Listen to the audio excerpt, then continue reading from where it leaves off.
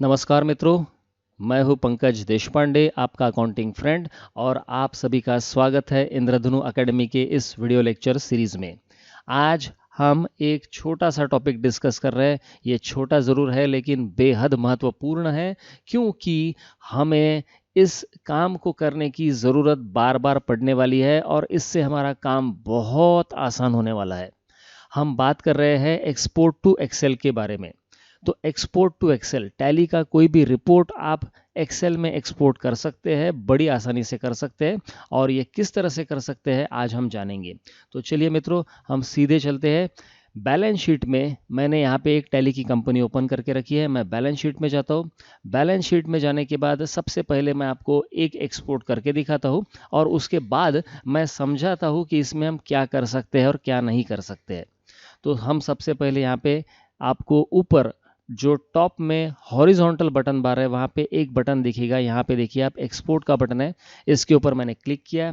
Click करने के बाद आप देखिए यहाँ पे अलग अलग ऑप्शंस दिए हुए। यहाँ पे मैं फॉर्मेट में एक्सेल सिलेक्ट करता हूँ। फिलहाल बाकी जो फॉर्मेट्स है उसके बारे में हम बात नहीं करेंगे, इसके बारे में मैं आपको अगले वीडियो में समझाऊंगा। तो यहाँ पे एक्सेल का फॉर्मेट मैंने यहाँ पे सिलेक्ट किया। एक्सेल करने के बाद बाकी आप चाहे तो यहाँ पे चेंजेस कर सकते हैं, लेकिन फिलहाल मैं यहाँ पे कुछ भी चेंज नहीं करूँगा, सीधे एंटर एंटर एंटर एंटर करूँगा। और आखिरी में जाने के बाद टैली मुझे पूछ रहा है एक्सपोर्ट यस और नो, तो मैंने एंटर करके एक्सेप्ट कर दिया। अब आप देखिए ये बैलेंस शीट मेरी एक्सपोर्ट हो रही है एक्सेल में। ये थोड़ा समय लेगा और आप यहाँ पे रोज़ देख सकते हैं अपडेटिंग रो नंबर। तो अभी मेरी बैलेंस शीट एक्सेल में एक्सपोर्ट भी हो गई है और ये बैलेंस शीट खुल भी रही है। तो एक्सेल खुल रहा है, ये एक्सेल खुल गया है। यहाँ पे आप देखिए आपकी बैलेंस शीट एक्सपोर्ट हो चुकी है, सारे के सारे आंकड़े वैसे ही है। तो मैंने यहाँ पे आपको एक्सपोर्ट करके दिखा भी दिया। अब ये जो एक्सपोर्ट टू एक्सेल है इसमें कुछ कुछ छोटी छोटी बातें हैं जो कि आपको जानना ज़रूरी है। तो वो बातें क्या है मैं आपको बताता हूँ। हम वापस आएंगे टैली में। यहाँ पे अभी हम फिर से एक्सपोर्ट करेंगे तो क्या होता है देखिए। अभी मैं फिर से एक्सपोर्ट करता हूँ। यहाँ पे जो पहले का सेटिंग था, पहले के जो सारे ऑप्शंस थे वो वैसे के वैसे ही है। अब मैं एक्सपोर्ट के ऊपर सीधे यहाँ पे यस के ऊपर क्लिक करता हूँ तो देखिए क्या होता है। अब वो मुझे बोल रहा overwrite B sheet dot Excel S X, मतलब इसके पहले अभी अभी मैंने एक बैलेंस शीट एक्सपोर्ट की थी एक्सेल में, उसको मैं ओवरराइट करूँ क्या, ऐसा टैली पूछ रहा है। मैंने यस बोल दिया। Fail to create file. अब ये फेल टू क्रिएट फाइल क्यों बोल रहा है? ये इसलिए बोल रहा है क्योंकि फाइल ऑलरेडी ओपन है, वो फाइल को मुझे क्लोज करना पड़ेगा। जब तक वो फाइल को मैं क्लोज नहीं करूँगा तब तक ये एक्सपोर्ट नहीं हो सकता है। तो मैं यहाँ पे फाइल ओपन कर रहा हूँ, ये फाइल को मैं क्लोज कर रहा हूँ। एक्सेल में शुरू रखता हूँ, एक्सेल को बंद नहीं करूँगा मैं। और यहाँ पे वापस टैली में आने के बाद यहाँ पे मैं एंटर एंटर एंटर करता हूँ। अब मैं एक्सपोर्ट करूँगा। अब वो फिर से मुझे पूछ रहा है ओवरराइट बी शीट, यहाँ पे मैंने एंटर करके एक्सेप्ट कर दिया है। तो अभी ये फिर से एक्सपोर्ट कर रहा है। तो आप याद रखें कि जब भी आपको कोई फाइल एक्सपोर्ट करनी है तो ओरिजिनल फाइल अगर आप उसी में फिर से एक्सपोर्ट करना चाहते या फिर उसको ओवरराइट भी करना चाहते तो आपको फाइल क्लोज करना पड़ेगा। जब तक फाइल ओपन है तब तक एक्सपोर्ट नहीं होगा। तो ये एक्सेल में एक्सपोर्ट डेटा हो चुका है। अब इसके बाद हम और थोड़ा सा प्रयोग करेंगे। बैलेंस शीट में मैं हूँ। अब मैं फिर से यहाँ पे एक्सपोर्ट के ऊपर क्लिक करता हूँ। अब एक्सपोर्ट के ऊपर क्लिक करने के बाद मेरा यहाँ पे ऑप्शन फॉर्मेट तो एक्सेल ही रहने वाला है। आप एक्सपोर्ट लोकेशन चूज कर सकते हैं कि आपको कौन से लोकेशन पे फाइल चाहिए, C drive, D drive, E drive, F drive, उसमें भी अलग अलग फोल्डर्स होंगे। तो कौन से फोल्डर में कहाँ पे फाइल रखना है ये आपका चुनाव है, ये आप तय कर सकते हैं। आउटपुट फाइल नेम क्या रखना है आपको, ये भी आप तय कर सकते हैं। आउटपुट शीट नेम, एक्सेल में अलग अलग शीट्स होती है, शीट 1, शीट 2, शीट 3, शीट 4, तो आपको कौन सी शीट में डेटा रखना है वो भी आप तय कर सकते हैं। अपडेट एग्जिस्टिंग फाइल, अब ये जो ऑप्शन है यहाँ पे बहुत सारे लोग गलती करते हैं और उन्हें समझ में ही नहीं आता है कि इसका मतलब क्या है।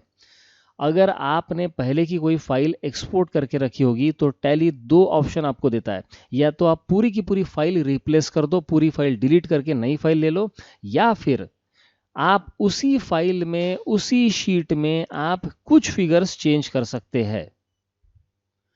अपडेट एग्जिस्टिंग फाइल, इसे कब यस करना है और कब नो करना है, ये पॉइंट आप अभी ध्यान से समझ ले। अगर आप एक्सेल फाइल को एक बार एक्सपोर्ट कर चुके हैं और वो एक्सेल फाइल में आपने अपने कुछ फॉर्मूला लगाए हैं, आपने कुछ फॉर्मेटिंग किया है, आपने कुछ उसमें चेंजेस किए हैं जो कि टैली में नहीं थे, और आपने एक्सेल में एक्सेल का फीचर यूज़ करके उसमें कुछ काम किया है, तो ऐसे समय में आपको यहाँ पे अपडेट एग्जिस्टिंग फाइल को यस बोलना पड़ेगा। क्यों? क्योंकि टैली क्या करेगा, सिर्फ टैली से जो फिगर्स लेना है वो फिगर्स वहाँ पे पुट कर देगा आपकी एक्सेल फाइल में, आपके फॉर्मेटिंग को वो डिस्टर्ब नहीं करेगा, एक्सेल का जो फॉर्मेटिंग आपने किया है वो। लेकिन अगर आपने कुछ भी फॉर्मेटिंग नहीं किया है तो आप अपडेट एग्जिस्टिंग फाइल को आप नो कहेंगे और फाइल रिप्लेस करेंगे। आप रिप्लेस मतलब पुरानी फाइल डिलीट हो जाएगी और नई फाइल वहां पे आ जाएगी। एक्सेल स्प्रेडशीट फॉर्मेटिंग, इसे आपको हमेशा यस ही रखना है। विथ कलर, आपको विथ कलर मतलब कलर के साथ में एक्सपोर्ट करना है क्या? अभी हम इसे यस करके देखते हैं। ओपन एक्सपोर्टेड फाइल, जो फाइल आपकी एक्सपोर्ट हो चुकी है उसे तुरंत आपको ओपन करना है क्या? यस रखना ज़्यादा अच्छी बात है, क्योंकि हमें तुरंत फाइल दिख भी जाएगी। अभी यहाँ पे बहुत सारे ऑप्शंस दिए हैं, ये ऑप्शंस को आप अपने सुविधा के अनुसार यस नो जो भी आपको चाहिए वो आप कर सकते हैं। मैं इसे फिलहाल चेंज नहीं कर रहा हूँ, मैं एक्सपोर्ट कर रहा हूँ। अब ये बोल रहा है कि ओवरराइट करूँ क्या? मैंने यस बोल दिया। अब आप देखेंगे यहाँ पे ये फाइल में कलर ऐड हो जाएंगे जो कि इसके पहले नहीं थे।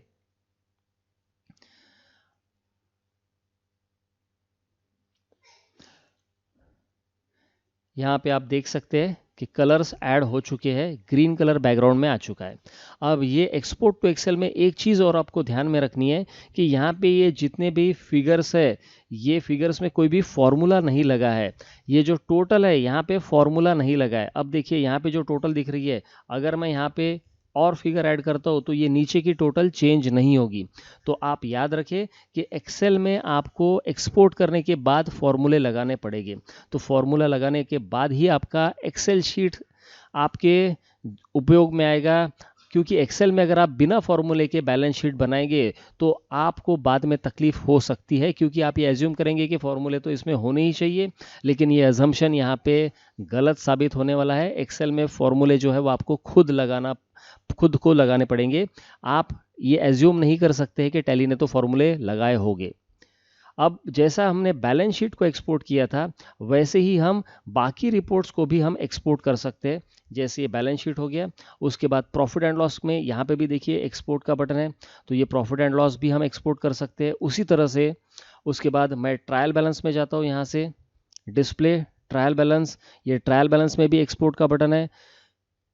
यहाँ पे देखिए, तो हम हर रिपोर्ट टैली का trial balance, balance sheet, profit and loss, cash flow, fund flow, ledger, सारी की सारी चीज़ें हम एक्सपोर्ट टू एक्सेल कर सकते हैं। और ये बेहद काम की चीज़ है। बहुत सारा एनालिसिस कभी कभी टैली में अगर नहीं हो सकता है तो आप उसे आपके डेटा को एक्सेल में लेके उसका एनालिसिस बड़े आसानी से कर सकते हैं, फिल्टर कर सकते हैं, सर्च कर सकते हैं, सॉर्ट कर सकते हैं, अरेंज कर सकते हैं। तो ये सारी चीज़ें एक्सेल में बड़े आसानी से हो सकती है।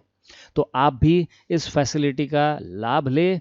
और अगर आपने अभी तक हमारे चैनल को सब्सक्राइब नहीं किया है तो ज़रूर इसे सब्सक्राइब करें, क्योंकि इसी तरह के आने वाले बहुत सारे वीडियोस आप देख सकते हैं और उनका फ़ायदा ले सकते हैं।